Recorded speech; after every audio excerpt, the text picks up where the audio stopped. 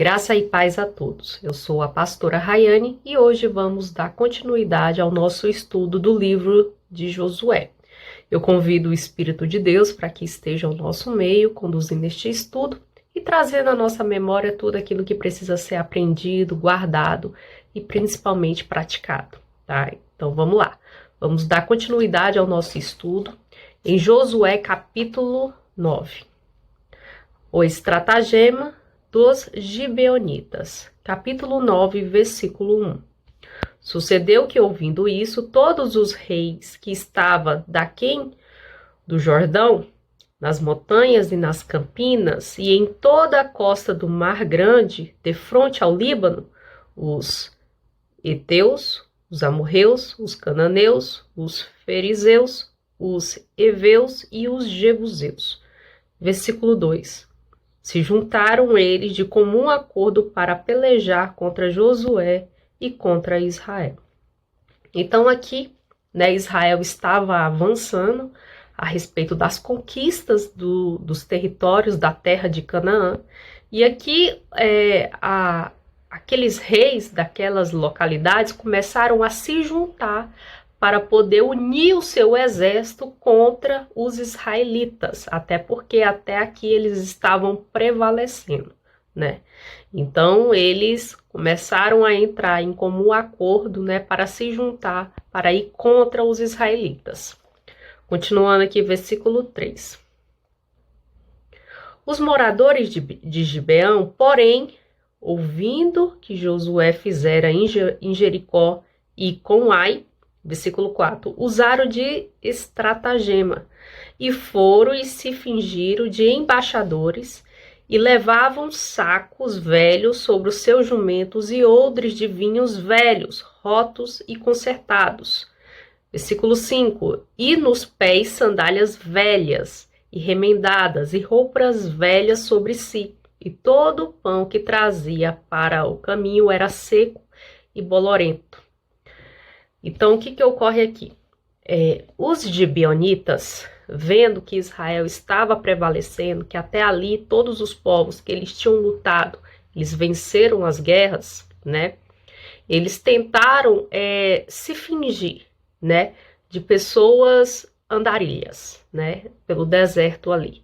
Por que que eles tentaram fazer dessa maneira?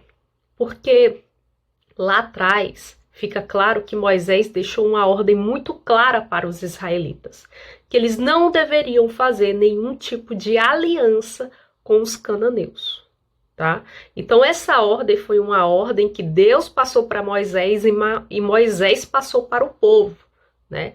E essa ordem foi passada também para Josué já na condição de líder, que não era para ser feito nenhum tipo de aliança, né, com os cananeus.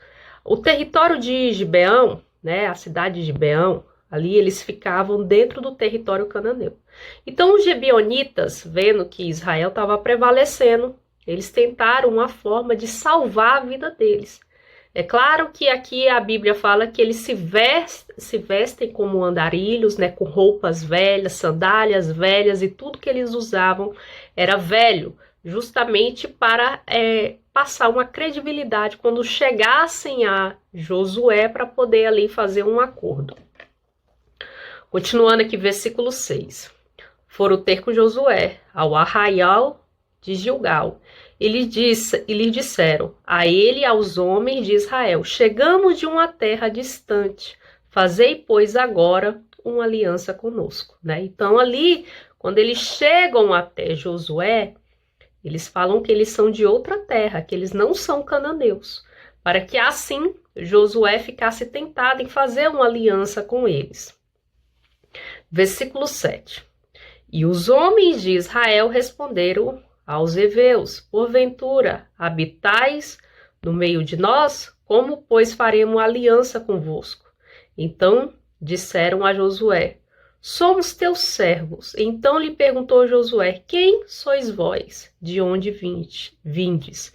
Então aqui eles queriam uma condição nem que fosse para ser servos dos israelitas. Era uma maneira deles estarem escapando da morte, até porque a ordem que Deus tinha dado para Josué era de exterminar os cananeus, né?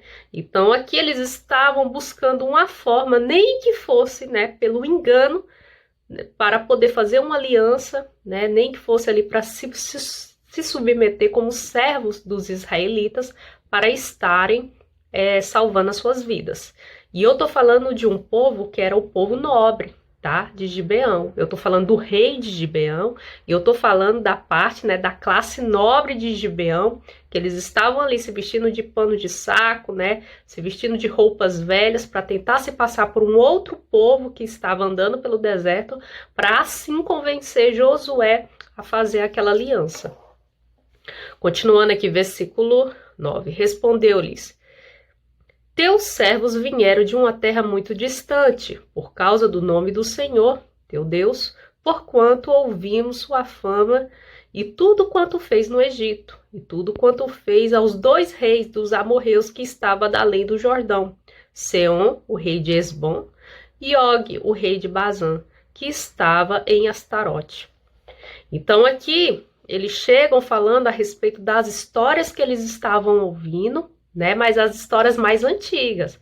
Eles falam a respeito, né, da história do Egito, né, do que ocorreu no Egito, e também daquela história onde Moisés, né, conseguiu vencer aí os reis que estavam antes do Jordão. Continuando aqui, versículo 11.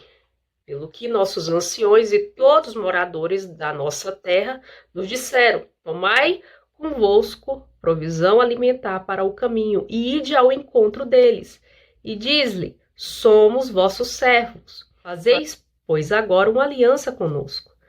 Versículo 12, este nosso pão, tomado quente das nossas casas, no dia em que saímos para vir ter convosco, ei-lo aqui agora já seco e bolorento. Versículo 13, e estes odres eram novos quando enchemos de vinho, eis-lo aqui rotos.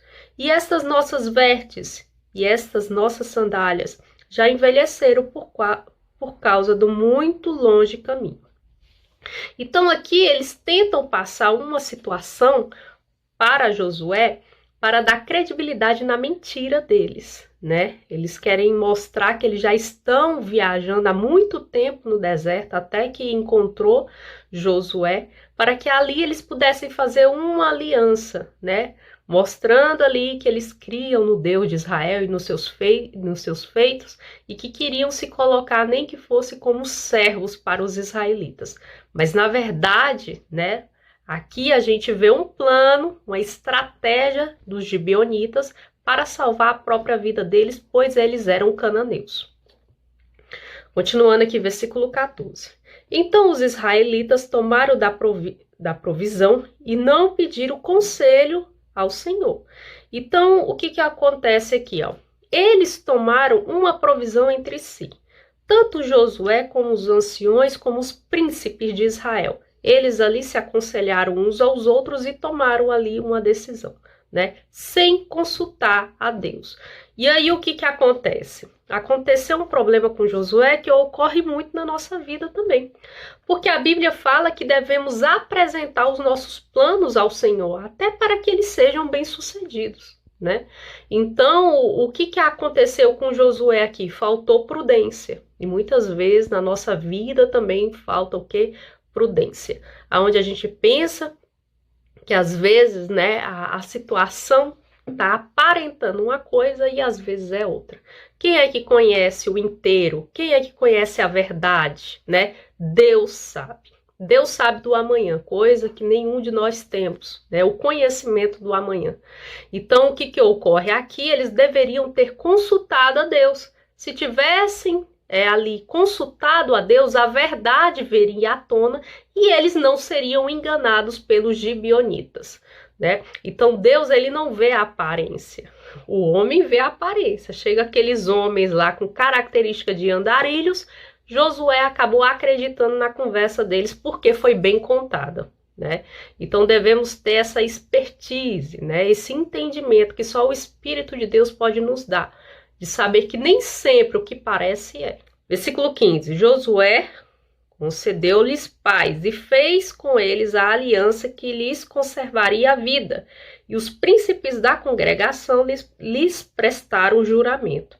Então aqui a aliança que os gibeonitas tanto queriam foi feita, né? Então se eles precisavam de uma palavra de ordem, uma palavra de comprometimento de Josué e dos anciões, né, e dos responsáveis ali por Israel, eles tiveram aqui.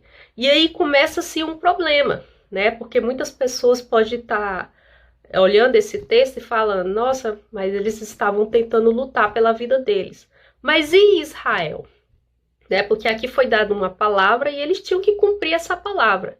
E aí, essa mistura? Porque a gente está falando de um povo completamente idólatra. Deus estava tentando tirar a idolatria de dentro de Israel já fazia mais de 40 anos, né?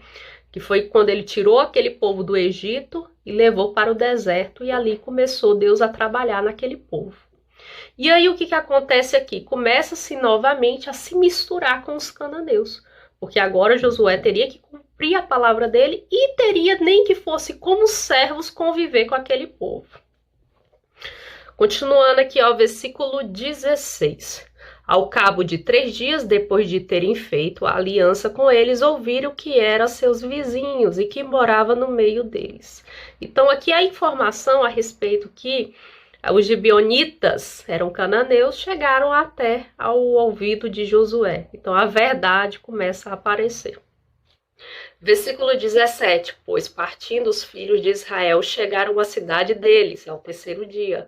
Suas cidades eram Gibeão, Sefira, Berote e Criate-Jearim. Então aqui a gente vê as províncias que pertenciam a Gibeão. Então estamos falando de um povo que não era tão pequeno. Versículo 18. Os filhos de Israel não os feriram, porquanto os príncipes da congregação lhe juraram pelo Senhor, Deus de Israel. Pelo que toda a congregação murmurou contra os príncipes. Então o povo, né, viu que a atitude que os príncipes de Israel tomaram, que Josué tomou, foi uma decisão precipitada e errônea. Não consultaram a Deus, foram pela própria cabeça. E aqui começa, né, eles entenderem que foram enganados. Versículo 19. Então todos os príncipes disseram a toda a congregação: nós lhe juramos pelo Senhor Deus de Israel, por isso não podemos tocar-lhes. Então aqui, por conta da palavra empenhada, por conta daquele ligamento que foi através de um juramento entre os gibeonitas e os israelitas, eles não poderiam matar os gibeonitas. Continuando aqui, versículo 20. E isto, porém, lhes faremos, conservaremos a vida, para que não haja grande ira sobre nós, por causa do juramento que já lhes fizemos, né? Então ali eles estavam obrigados a cumprir a palavra deles para com os gibeonitas.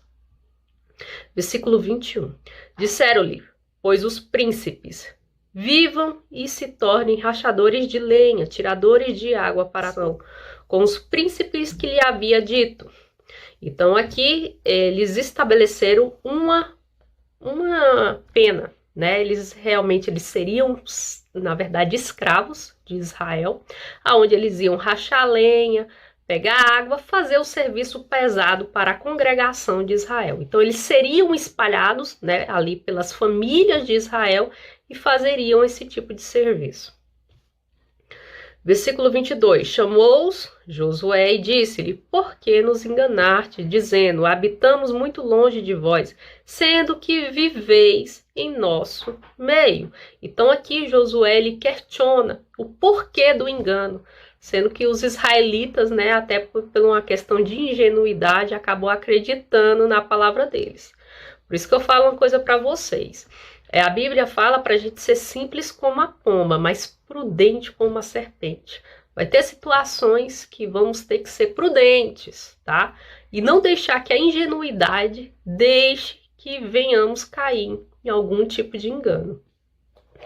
Continuando aqui, ó, versículo 23. Agora, pois, sois maldito entre vós e nunca deixarei de haver escravos, rachadores de lenha e tiradores de água, para a casa do meu Deus. Versículo 24. Então responderam a Josué: é que se anunciou aos teus servos como certo, que o Senhor teu Deus ordenara ao seu servo Moisés que vos desse toda a terra e destruístes todos os moradores dela diante de vós. Por isso tememos muito por nossa vida por causa de vós e fizemos assim. Então ali, né, provavelmente o rei de Gibeão, ele justifica aquela ação perante a Josué. Então ele fala que ele realmente tentou enganar, né? Tentou enganá-los para poder salvar a vida dele e ali também dos habitantes de Gibeão. Continuando aqui, versículo 25. Eis que estamos na tua mão, trata-nos segundo te parecer bom e reto. Versículo 26. Assim lhe fez e livrou das mãos dos filhos de Israel, e não os mataram. Então, por conta de uma palavra, Josué, né, ele tinha que cumprir aquele juramento. Versículo 27. Naquele dia, Josué os fez rachadores de lenha e tiradores de água para a congregação e para o altar do Senhor até o dia de hoje, no lugar que Deus escolhesse. Então aqui, né, eles ficou nessa condição de servos, de escravos, né, para os israelitas, né, mas não morreram.